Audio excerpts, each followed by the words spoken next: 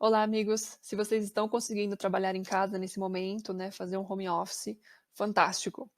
Eu queria nesse vídeo mostrar algumas ideias para manter a produtividade, porque o home office, embora ele seja uma coisa muito almejada, ele tem suas dificuldades e eu queria ajudá-los a contorná-las nesse vídeo.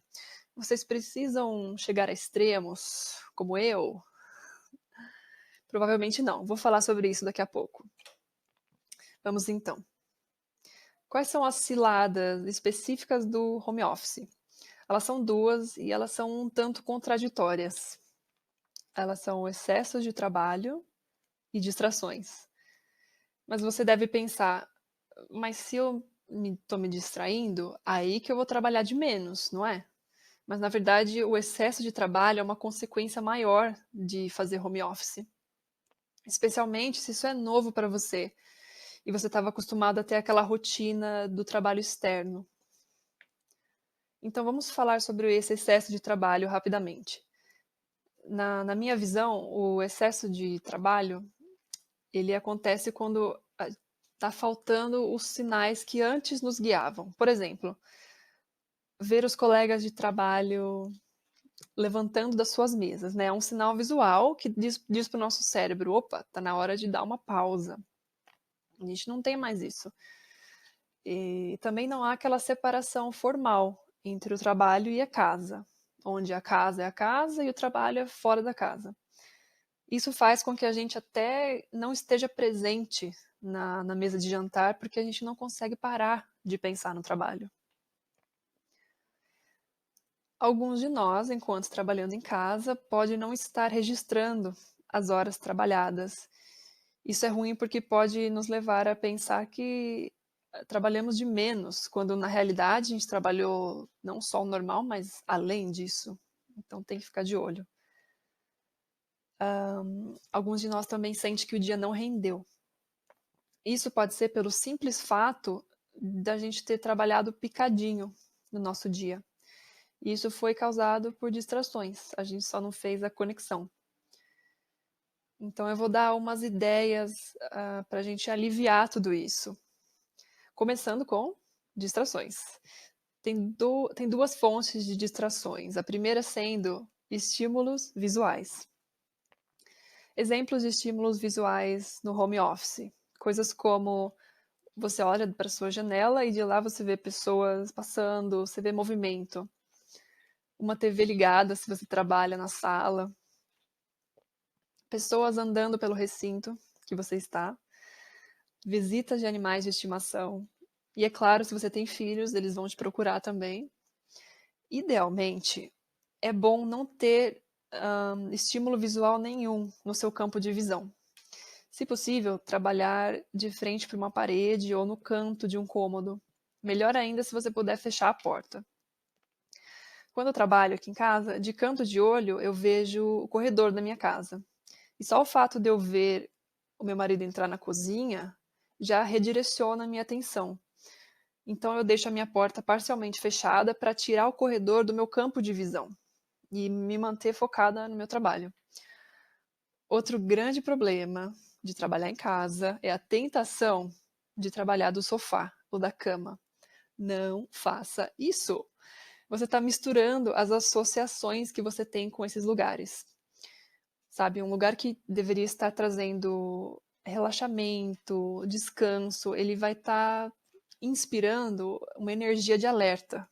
E isso daí dificulta muito a separação da vida profissional para a vida pessoal.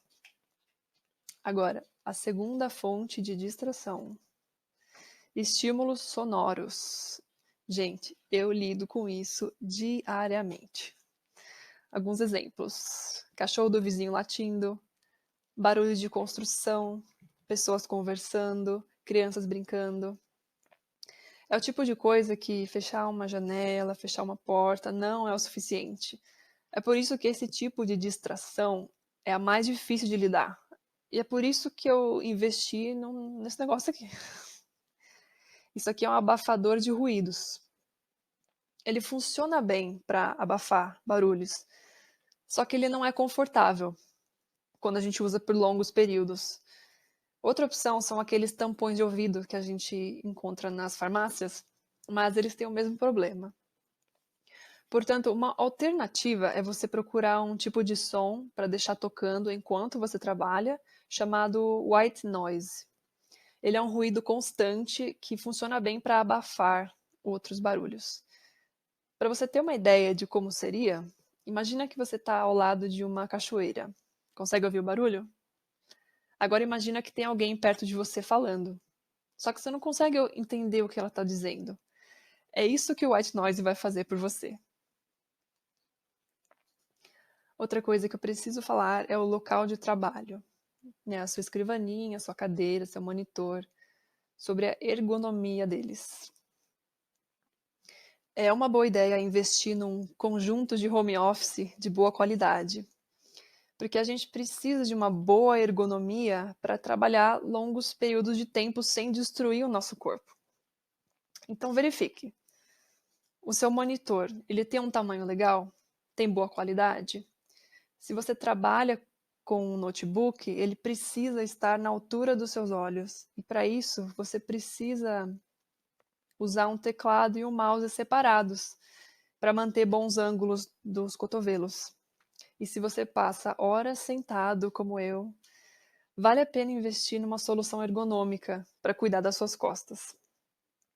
Um experimento legal que você pode fazer é pedir para fazer para verificar se a sua postura está legal enquanto você trabalha. É pedir para um membro da família tirar uma foto escondida de você enquanto trabalha. E você pode se surpreender ao ver o que acontece quando você esquece completamente da postura. Trabalhar em casa tem seus benefícios, né? Mas a gente tem que tomar cuidado. Porque embora você possa botar roupa para lavar antes da sua reunião, o problema aqui é que aí você começa a pensar em levar o lixo para fora, em lavar seu banheiro, aí lavar seu carro, aí de repente você está de férias. Então você não pode assim pular do modo vida pessoal para o modo trabalho dessa maneira, porque você está confundindo o seu subconsciente ainda mais. Porque a gente ainda vê a casa como um espaço pessoal. Só que as circunstâncias mudaram e ela passou a ser um local de trabalho também. Você já teve um hamster? Para quem teve, vocês vão se lembrar que eles têm uma rotina alucinada. Eles acordam, pulam na rodinha, corre, corre, corre, sai, come, dorme de novo, volta para a rodinha, corre, corre, corre, e fica assim o dia inteiro. A gente pode ser como esse hamster se a gente não colocar estrutura no nosso dia. Portanto, é importante se perguntar: que horas que eu entro no modo trabalho e quando que eu saio? E se você quiser dividir em 2 momentos do seu dia, tudo bem, desde que você siga. Para quem tem filhos, uma solução popular é alternar quem toma conta da criança enquanto o outro trabalha. Agora, uma coisa que eu quero convidar você a fazer é compensar pela falta de transição do trabalho para casa. O que eu quero dizer com isso? Pensa no trajeto de volta para casa depois de um dia de trabalho. É uma transição natural. É um momento de esvaziar a cabeça, ajuda o nosso cérebro a se desconectar do trabalho, se desligar.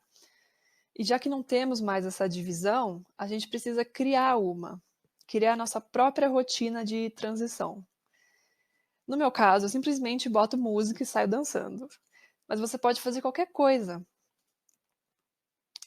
Pode assistir vídeos engraçados, fazer uma sessão de alongamento.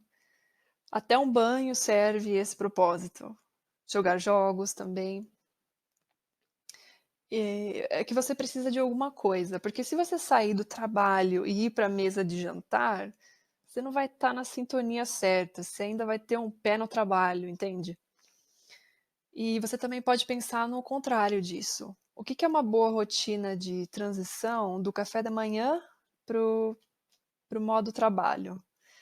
Que rotina que pode te ajudar a entrar na sintonia certa para o trabalho? Por fim, uma palavrinha sobre picos de produtividade, ou seja, quando que você está mais produtivo durante o seu dia. São picos porque é impossível ser produtivo o dia todo. Interrupções são inevitáveis, mas podemos identificar padrões. Por exemplo, a que horas que os seus colegas de trabalho mais mandam mensagem para você? E a que horas que pessoas na sua casa te interrompem? A que horas que o vizinho faz aquele barulho que te enlouquece?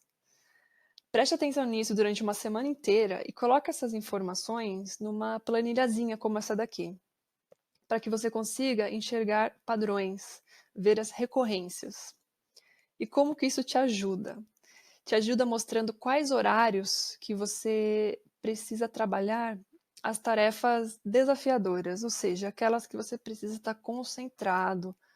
Por exemplo, analisar dados, resolver problemas, elas deveriam acontecer nesses espaços em verde aqui, como no exemplo. E as tarefas que são mais robóticas, tipo organização, que não precisa pensar, você deixa para os horários que você já espera que distrações ocorram. Então, isso te ajuda a se programar melhor. Espero que tenha te ajudado, espero que você consiga usar uma ou duas dicas no seu dia para atenuar os efeitos das distrações e também deixar o trabalho no trabalho. Bom serviço e obrigada por assistir.